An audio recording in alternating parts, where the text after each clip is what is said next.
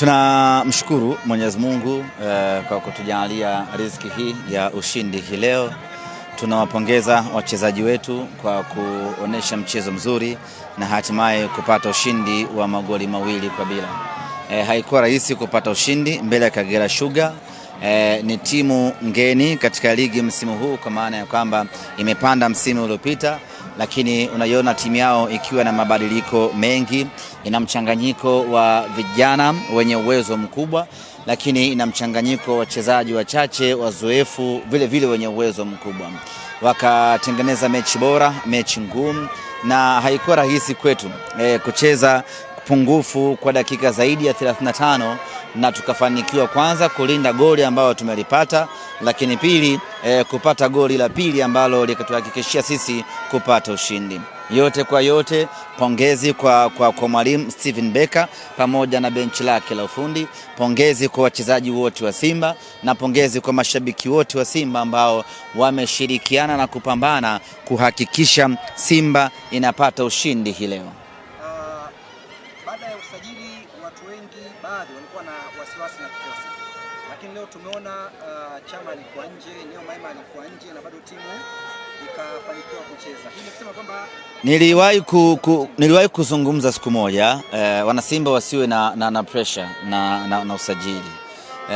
Bado sisi hata kama tungeamua tusiongeze mchezaji yoyote kwenye timu yetu, wale ambao tumemaliza nao msimu tungeamua kuanza nao msimu huu bila usajili wa mchezaji yoyote ule, bado timu yetu ilikuwa na uwezo wa kutoa ushindani katika ligi na kuchallenge ubingwa. Nikawakumbusha na Simba wasiingie kwenye mchecheto na pressure za usajili wakiamini pengine labda tuna timu mbaya sana, bado na timu mbovu sana ambayo inahitaji usajili mkubwa sana. Sisi tulikuwa tunafukia mashimo tu kwenye baadhi ya maeneo kwa sababu tunayo timu bora kweli kweli. Tazama kikosi cha leo cha wachezaji ambao wameanza ni Ibrahim Jabbar kwenye eneo la mbele, kama kwenye eneo la kiungo, pamoja na Ibrahim Dumbia kwenye eneo la ushambuliaji, lakini waliobaki ni wale ambao tulikuwa nao msimu uliopita. Baadaye akafanyika mabadiliko, wakaingia wale ambao tulikuwa nao msimu uliopita, na hata ukiangalia magoli yamefungwa na Simba ile ya msimu uliopita. Kwa sisi wala hatukuwa na pressure ya usajili. Wachezaji ambao tumewachukua wanakuja kuongeza ushindani, kuja kuongeza ubora kwenye timu yetu, na wataingia taratibu. Hakuna hata mchezaji mmoja mpya ambaye amesajiliwa alafu ni tegemezi ndani ya Simba hivi sasa, yani tegemeo ndani ya Simba. Wote wanaingia taratibu kwa sababu tayari tunayo foundation ya timu nzuri, ya timu bora ambayo ina uwezo wa kushindana. Ameanza Kasari, alikuwa msimu uliopita. Kulia Duchu, kushoto Kibabage, katikati wale. Chini yuko Kagoma, juu yake ndo anakuja mtu mpya Ibrahim Jabbar.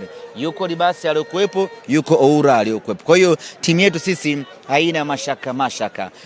Wachezaji tuliokuwa nao ni bora, na wale wapi ambao wamekuja wanakuja kuongeza ubora taratibu kwenye level za kiushindani. Mechi yake ya kwanza kucheza kwenye ligi alikuwa man of the match. Leo tena mechi yake ya kwanza ya msimu amekuwa man of the match, akitoa assist 2. Libasi ni kama anaendelea alipoishia. Na nafikiri ubora umeongezeka kwa Libasi Geye.